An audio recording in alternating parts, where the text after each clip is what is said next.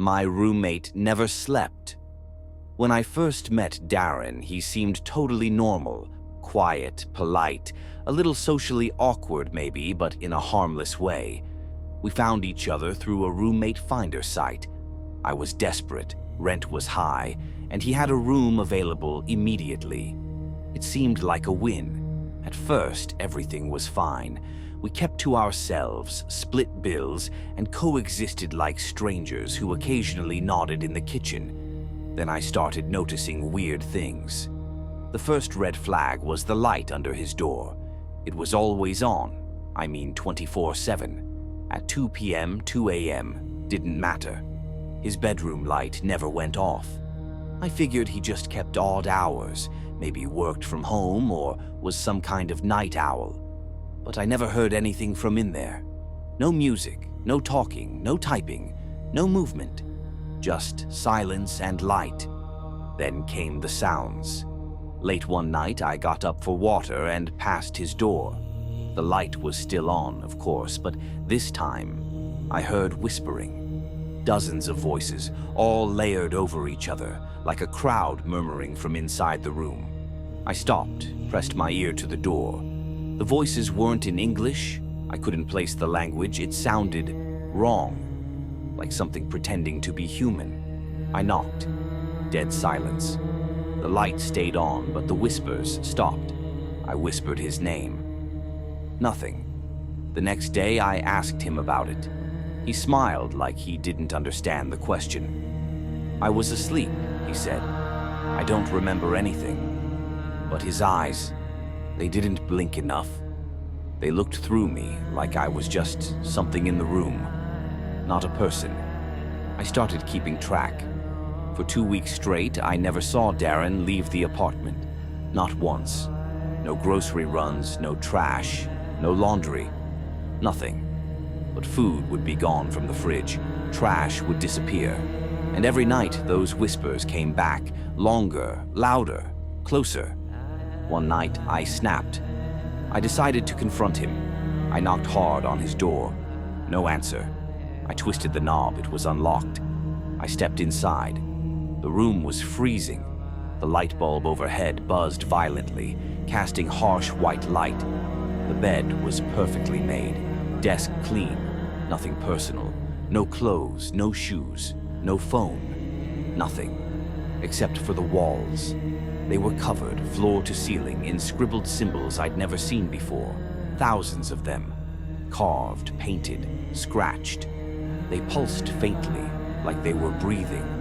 In the center of the room, facing the wall, was Darren, kneeling, not moving. I called his name. No response. I touched his shoulder. His head snapped around, not turned, snapped 180 degrees like it wasn't meant to move that way. His mouth didn't move, but a voice, deep and layered, spoke directly into my mind. You shouldn't be here. I ran, packed what I could, and left that night. Didn't even close the door behind me. Weeks later, I tried to look him up. There was no record, no lease, no roommate profile, nothing. I don't know what I lived with. I just know he still hasn't turned the light off. She said it was just a joke. When I moved to the city, I didn't know anyone. Rent was brutal, so I found a listing online. Shared apartment, one roommate, $500 a month. It almost felt too good to be true. Her name was Kayla. She seemed cool, friendly, funny in a dry, sarcastic way. A little odd, maybe, but who isn't? At first, we got along well enough. We had that classic, polite strangers dynamic, chatted over coffee, sometimes watched TV together, but mostly kept to ourselves. Everything was fine for about 3 weeks. That's when the locks started changing. I came home one night and the front door key didn't work. I knocked, thinking maybe I'd mixed it up, and Kayla let me in like nothing was weird. "Oh, I had to change it," she said casually. "I thought I saw someone shady hanging around the building." Totally reasonable, right? Except, she never gave me the new key. I had to knock every time after that. She always answered, always let me in, but never handed over a new copy. Then I started noticing my stuff was being moved. At first, it was little things. My toothbrush wasn't where I left it. One sock from a pair would be missing, only to turn up days later in the kitchen drawer. I blamed myself. Stress, distraction. Maybe I was just adjusting. Until I came home and found a photo of me sleeping on my own bed, taped to the fridge. I lost it, demanded to know what the hell was going on. Kayla just stared at me for a second, then laughed. "Relax, it's a joke," she said. "You're so easy to mess with. It's kind of hilarious." I didn't think it was funny, but she was so calm, so confident, that I eventually convinced myself it had to be a prank. She even made me dinner the next night, like a peace offering. I didn't eat it. My gut wouldn't let me. Then the dream started. I'd wake up in the middle of the night, completely frozen. Couldn't move, couldn't breathe.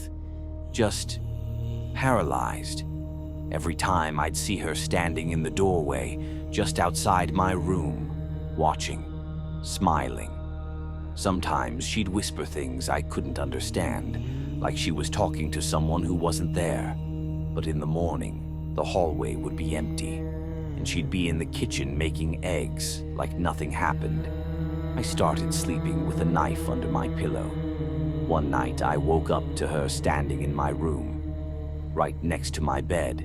She was just standing there, perfectly still, staring down at me. I didn't even pretend to be asleep. I just sat up and said her name. She didn't move. She just whispered, "Don't worry, you'll get used to it." That was the last straw. I left the next morning with what I could carry. Didn't say goodbye, didn't look back. But sometimes when I wake up, I swear I can still smell her perfume. And last night I found another photo. It was new. Me sleeping in my new apartment. The mirror in her room.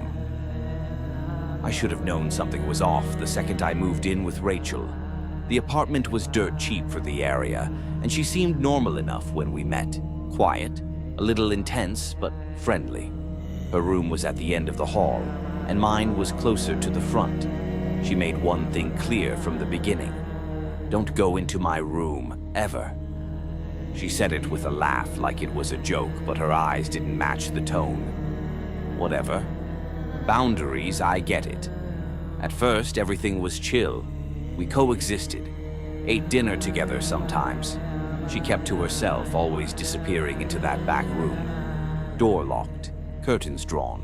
Sometimes I'd pass by and hear her talking softly in there, like she was on the phone. Only, I never heard a response. Just her voice, whispering. One night I came home late from work. The apartment was dark and quiet, except for her door, which was cracked open just a little. I don't know why I looked. Inside, it was pitch black, except for this massive mirror on the far wall. Ornate, antique-looking, almost out of place in such a bland apartment. And Rachel? She was sitting cross-legged in front of it, completely still, just staring. I called her name. She didn't flinch. Her eyes were wide, glassy. I swear she wasn't blinking. I backed away, feeling weird for even seeing that much. I told myself she was meditating or, I don't know, being eccentric. But the next day, the door was locked again like nothing happened.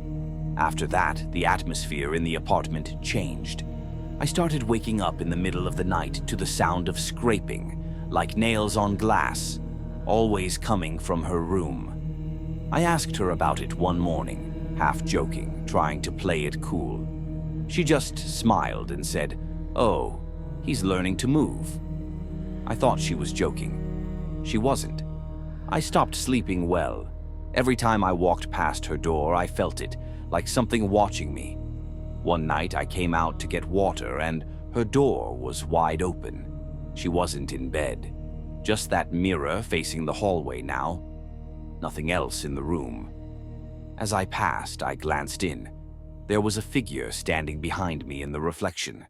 But when I turned around, the hallway was empty. I ran back to my room and locked the door. I didn't sleep that night, or the next. When I finally worked up the courage to confront her, she was sitting at the kitchen table like she'd been waiting. "You looked in the mirror, didn't you?"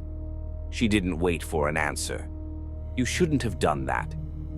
I moved out the next day. Didn't pack, didn't care.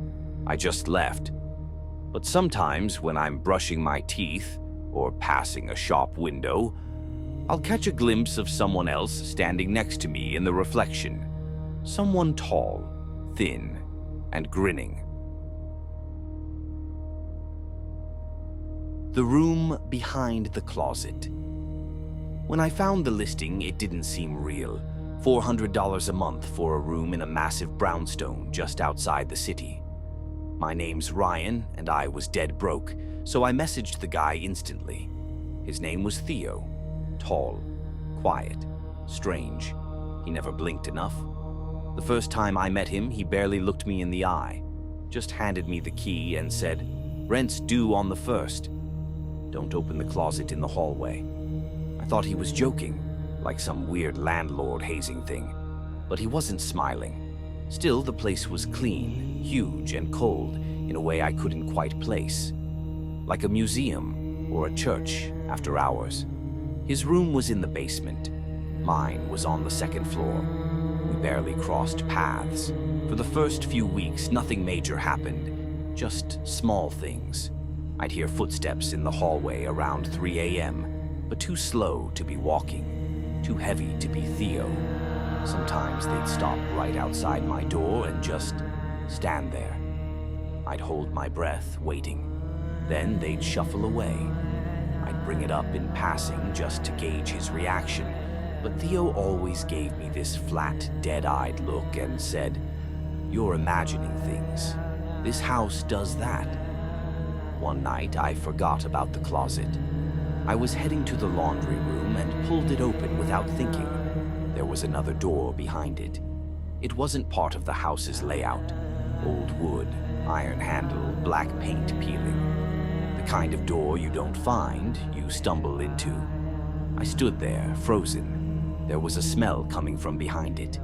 Damp wood, rot, something sweet and wrong. Then I heard it.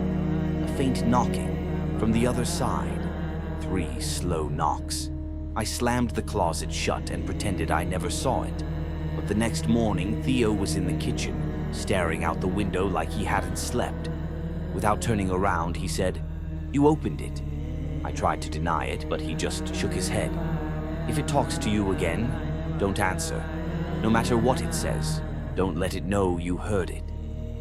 That night, I didn't sleep. At 2:46 a.m., I heard it again. Knock, knock, knock. I buried my head under the covers. My heart was trying to punch its way out of my ribs. But then it changed. A voice, hoarse and wet, whispered through the walls. "Ryan, I'm still in here. Let me out, please. I'm cold. I'm hungry." It sounded like my voice. I haven't opened the closet since. But every night, the knocking gets louder. And every night, I sound more. My roommate has the same dream every night. When I first moved in with Eric, I figured it was a perfect setup. We were both broke college grads trying to stay in the city, and he seemed fine. A little quiet, kept his room cold as hell, but harmless. He told me up front, "I don't sleep well. I have this dream. Just ignore me if I talk at night." I laughed it off, said, "Same," and didn't think much about it. But then I heard it. The first time was around 3 a.m. I woke up to what I thought was someone whispering in my room. But it was coming from his room. Low, rhythmic chanting. I couldn't make out the words, but they had a pattern, like someone trying to repeat a prayer in a language they didn't fully understand. I chalked it up to night terrors, sleep talking. Weird, but whatever. The next night it got worse. It wasn't just whispering. It was sobbing. Guttural, broken, like he was begging. I pressed my ear to his door. I heard him pleading with someone, over and over. Please, please, not again. I didn't forget. In the morning, he was sitting at the kitchen table drinking coffee like nothing happened. Pale, eyes bloodshot. I asked if he was okay. He just said, "I have the same dream every night, but it gets longer." I didn't know what that meant, and I didn't want to. Then came the night I woke up to the sound of scratching inside my closet. I opened the door and found nothing. But when I looked over my shoulder, I saw Eric standing at the end of the hall, just watching. He didn't say a word, didn't blink. When I called his name, he turned around and walked back into his room. The door closed, locked. The next morning, I confronted him, told him whatever game he was playing needed to stop. He just stared at me, confused. Then he said something I'll never forget. "You were in it last night. You were there, in the dream." I moved out 2 days later. Didn't sleep until I did. But now I think I'm having his dream. It starts in a dark hallway. There's something wet crawling across the floor, and I hear him every time sobbing in the distance. I didn't forget. I don't know what it wants from us, but I think it remembers me now.